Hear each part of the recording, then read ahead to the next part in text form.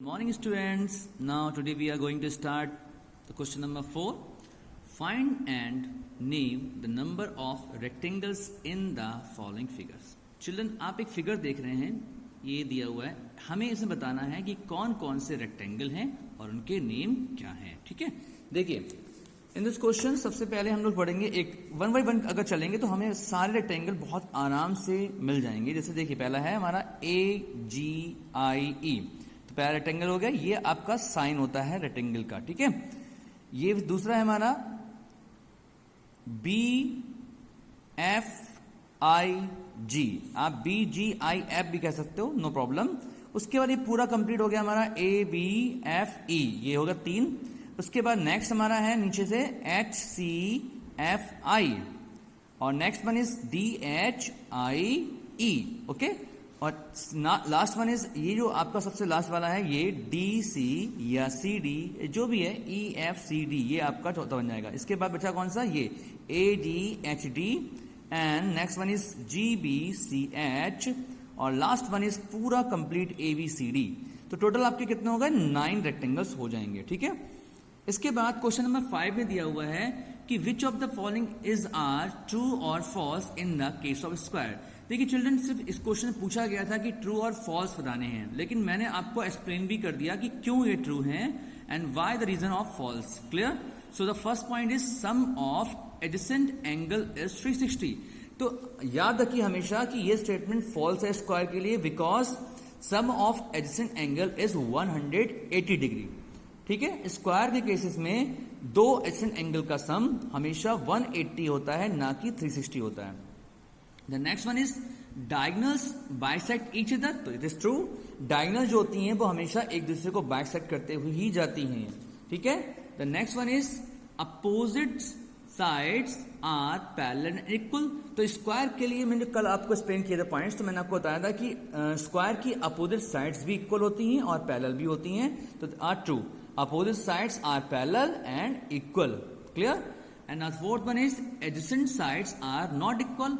तो adjacent sides equal नहीं होता, ऐसा बिल्कुल गलत है, क्योंकि स्क्वायर की सारी साइड्स आपस में क्या होती हैं, इक्वल होती है. All sides are equal, so adjacent sides also equal.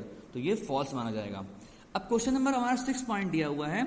In the following figure a rhombus ABCD is given state given. ये आपको एक रोम्बस दिया हुआ है, ये स्क्वायर शेप में बना हुआ है, बट रोम्बस कहा गया है. ठीक है, मेरे according it is not a rhombus, but question के अकॉर्डिंग ये रोम्बस है. ठीक है, so state whether the following statement are true or false. तो ये ट्रू है या फॉल्स नहीं बताने. तो देखिए AB equal to BC, AB equal to BC, तो रोम्बस की सारी साइड जो होती हैं वो इक्वल होती हैं. तो AB और BC इक्वल हैं, all sides are equal in rhombus. Next one is CD is parallel to AD. तो देखिए CD लाइन ये जा रही है और AD लाइन ये जा रही है, तो ये दोनों आपस में पैरेलल कैसे हो सकती हैं. तो क्योंकि दोनों ये एडजेसेंट साइड्स हैं, इसलिए ये आपका आ जाएगा no, because both are adjacent sides, है ना. नेक्स्ट है DAB इक्वल टू BCD. अब देखिए DAB एंड BCD यानी ये एंगल और ये एंगल आपका अपोजिट एंगल जो होते हैं रोम्बस के, वो इक्वल होते हैं. देखिए यहां पर DAB and BCD both are equal because opposite angles are equal in rhombus. Rhombus में अपोजिट एंगल्स क्या होते हैं, इक्वल होते हैं. साथ में AOB इज 90 डिग्री. तो जो इसके डायगोनल्स होते हैं वो उसे 90 डिग्री पर ही बाइसेक्ट करते हुए जाते हैं. So yes, diagonal bisect each other at right angle. Clear? And similarly fifth point one is AO equals to OC. तो यस, बिकॉज जब हम डायगोनल को बाइसेक्ट कर देते हैं तो बाइसेक्ट का मतलब ही होता है दो हाफ में बढ़ जाती है एक लाइन. 2 हाफ्स में वो लाइन क्या होती है, बाइसेक्ट हो जाती है, नहीं कट जाती है. ठीक है, अब क्वेश्चन नंबर 7 देखिए. Make the following statement true और यूजिंग. ये सभी स्टेटमेंट ट्रू हैं, लेकिन आपको बताना है क्या है कि इसमें ऑल आएगा इन सभी में, या कुछ केसेस में, या बिल्कुल नहीं. तो पैरेललोग्राम आर ऑल्सो क्वाड्रिलेटर. तो सारे पैरेललोग्राम, ऑल लिख देंगे यहां पर, ऑल पैरेललोग्राम्स आर क्वाड्रिलेटर्स. ठीक है, फिर पैरेललोग्राम्स आर ऑल्सो ट्रिपेजियम. तो पैरेललोग्राम ट्रिपेजियम नहीं हो सकते.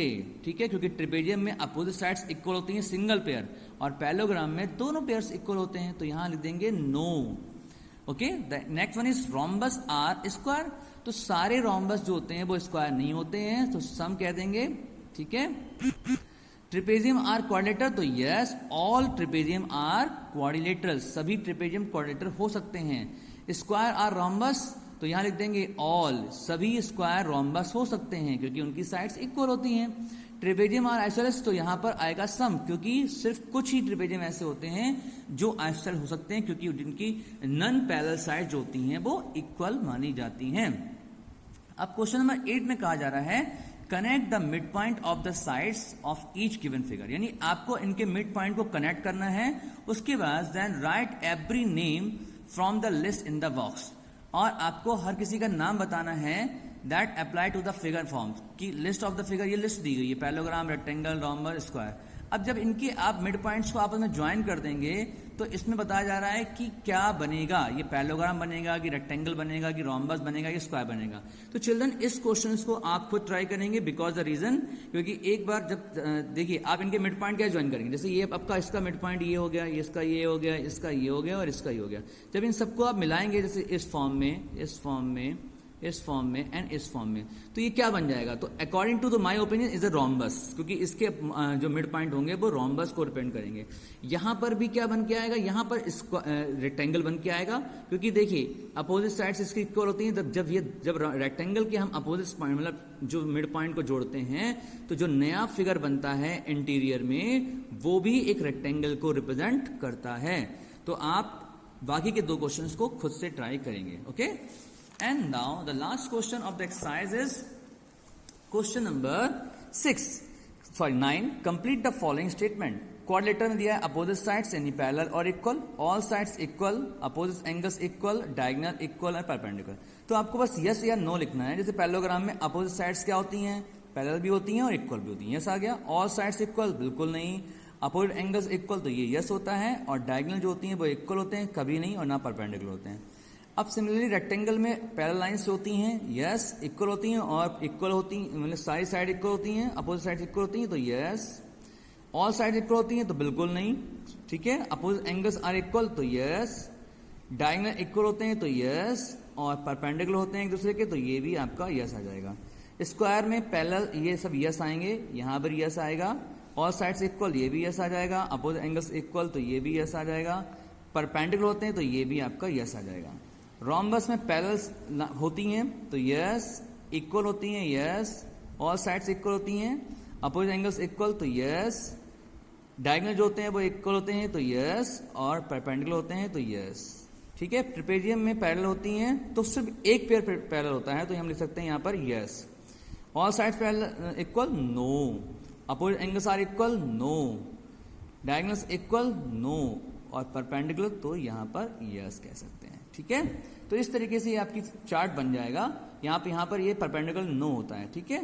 तो इस तरीके से आपके सारे क्वेश्चन कंप्लीट हो गए हैं।